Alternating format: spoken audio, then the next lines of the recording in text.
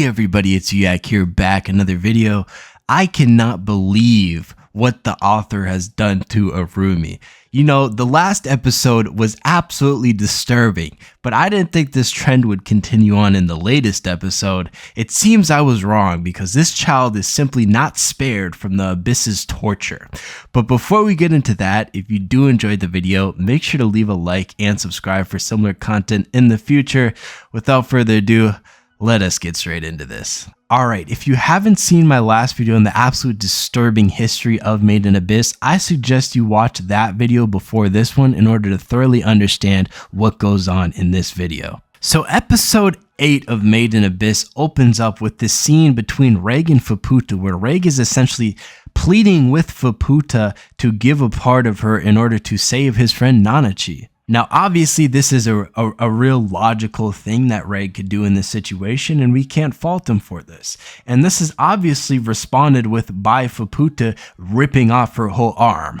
Let me explain this. So Faputa, in hearing Reg plead for basically her giving a part of herself, tells Reg that they made a promise long ago, and obviously Reg has forgotten all of this for some seemingly unknown reason, so Faputa has to remind him, and she reminds him of the significance of it by ripping off her whole arm. And this is not some non-gruesome thing. I mean, this is gruesome. We see all the tendons coming off her arm and absolutely she put her all into this. She was serious. And what an amazing way to open an episode, because if you weren't traumatized by the last episode where we saw a child go through absolute hell, let's open up this episode with someone getting their arm ripped off. There's no happiness in this series at all. And after this gruesome scene of Faputa ripping off her arm for seemingly no reason, I mean, the people in the village were drooling at the sight of her. I don't think she had to take a whole arm. But after this scene, we are introduced back into the backstory or flashback to the previous crew. And Bailiff is shown. I mean, the guy is completely broken. He's broken down. He realized that they were actually eating Irumyuui's children, and he can't accept this. I mean, this guy was seen as cold and cool and collected, but now he's breaking down. I mean, he's having an absolute mental breakdown, rightfully so. They are consuming the children of a child. This is absolutely disturbing, and I'm surprised he's the only one who has this type of breakdown. And as Vuako and Bailiff are essentially despairing together, Wazukan enters in and he says, oh yeah, he's gonna be fine, no worries about it. I mean, the man looks completely different. He's clearly having a mental breakdown of all sorts. He's gonna be fine, don't worry about it.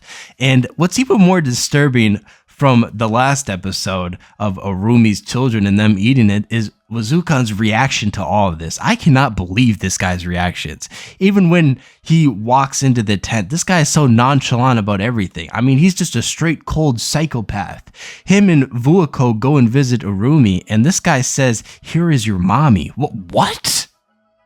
Here's mom. I cannot believe this. And look at this scene right here. Look how Irumyuui looks now. If you thought her spectacle in the last video was bad, Jesus Christ, what is this? This used to be a cute little child, a cute innocent child in the abyss, and the fate that became on her was absolutely disturbing. It's disturbing. She became this. Why her? I mean, you can't grab an adult or something? I'm starting to think that the producers or the author of this story has some kind of vendetta against children. And as we are introduced back to whatever Irumyuui has become, she has another baby. And Vuako is like, oh, she has another baby. Let's let her be close with it. Let's let her, have some care for it. Let's have some sympathy for Irumyuui. She was a child. Let's have some sort of sympathy. Wazukan has other ideas. This guy simply does not care anymore. He must be addicted to it too, because this guy snatches this live-born baby straight out of Irumyuui's hands. I mean, I cannot believe the absolute psychopathy this guy has. I mean, he doesn't care. He snatches that out of her hands, and Irumyuui goes into this fit of crying, of just straight temper tantrum, and it is absolutely sad. It's sad. And this man walks away like nothing happens. Vuoko's pleading with him, please give it back to her. And this man is like, nah, we got to take him alive, because I figured out when we take him alive, it's a lot better too. So yeah, it helps save our crew, so I gotta take him alive. And I'm like, all right, that's some sound rationale. I mean, I guess that makes sense. But then we skip to the next scene, and it doesn't make sense anymore, because this guy has some pleasure in killing these children. I cannot believe this. He puts this child on the butcher block like it's a piece of meat, still alive, mind you. And as he's about to cut it, he asked Vuoko, who is basically destroyed at this point, hey, do you want to cut this up? Do you want to butcher this with me? I could not believe this. I couldn't believe when he asked Vuoko if she wanted to do this. I mean, there is absolutely no way this guy is not a psychopath, because he asked her to do this when she has her hands up like she just saw her mortal enemy or something, like she's about to break down, like Bailiff broke down, and he asked her, do you want to do this? And this broke Vuoko even more, because after he offers her to do this, Vuoko turns into Bailiff. Vuoko goes back up to whatever Arumi has become and says, you know, I don't want to live anymore. And she has a dagger and she's ready to end her life. And before she does it, Arumi embraces her with the little bit of humanity that she has left. And I mean, this is probably the most disturbing scenes I've seen in anime. I cannot believe this.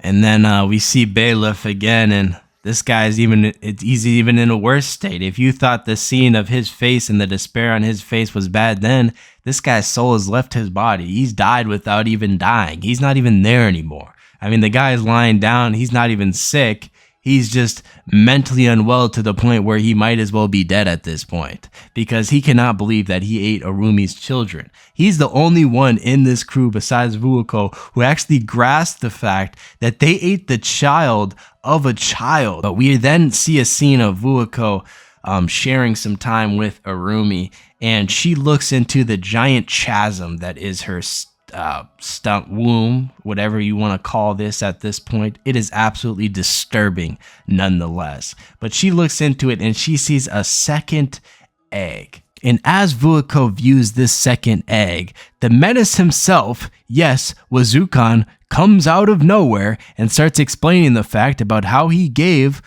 Arumi a second egg when Vuoko fell sick, because he felt she was at the most emotional distress she's been at, and I guess she's more likely to make a better wish at that time. I mean, this guy is absolutely crazy at this point. We need to lock this guy up and keep him away from absolutely anybody. And Vuoko seems to agree with me, because she's having an argument with Wazukan, and as she's having this argument, Arumi seems to agree with me and Vuoko as well, because she starts doing the tentacle dance or whatever kind of dance. And Wazukan, being the prophet he is, explains that she is sympathizing with Vuoko and her true wish is about to become true. And this is where she starts moving. As she's moving, everybody in the village is forced to follow her. If they don't follow her, they show an example of what happens. They get dragged off by the creatures of the abyss and get their life force sucked out of them. I mean, this series does not spare absolutely anybody. But they're following Arumi, and then she suddenly stops. And once again, we're shown these creatures of the abyss that will suck the life out of them if they get away from Arumi. And Arumi starts absorbing these birds or creatures of the abyss. And let me point out again, this man Wazukan is finding fun wherever he can find it in this type of situation.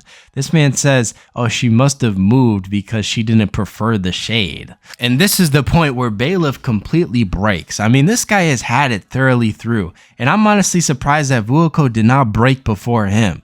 I'm surprised that out of everyone, Bailiff was the one to break. I mean, he was progressively getting worse throughout this episode, but at this point, he just breaks. He's like, I don't care anymore about my life. He's already given up his soul. He goes up to a room and he says, I need to repent for my sins. Take me. Take everything of me. Please take me. And that is exactly what Arumi does. She turns Bailiff into the hollow that he is now, the big snake-like creature.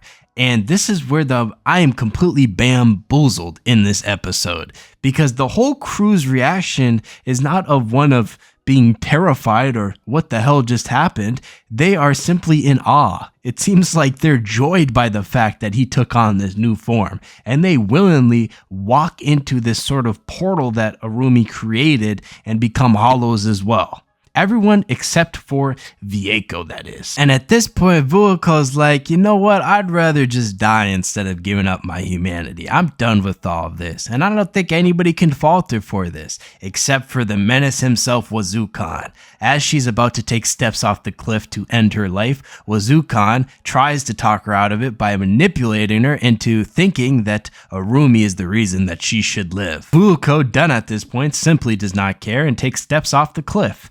But unlucky for her, Wazukan has that plot boost. The man boosts 20 feet and grabs her by the feet at a supersonic speed and saves her life. And as Vuako looks up, she sees that Wazukan's arm has actually been corroded by the artifact, the egg. He took an egg as an adult. And after Vuako sees this, she's pulled up, I guess, by Wazukan and she passes out. I guess that's the explanation for why she passes out completely. And this is where it gets kind of disturbing. And it just proves that this Wazukan guy is a complete utter psychopath, right? So you'd think he'd save her life and then it'd be all dandy and all friendly and stuff.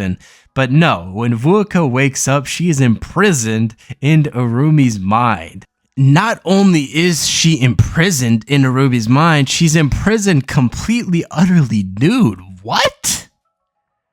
You're telling me Wazukan went to the trouble of stripping her of all her clothes?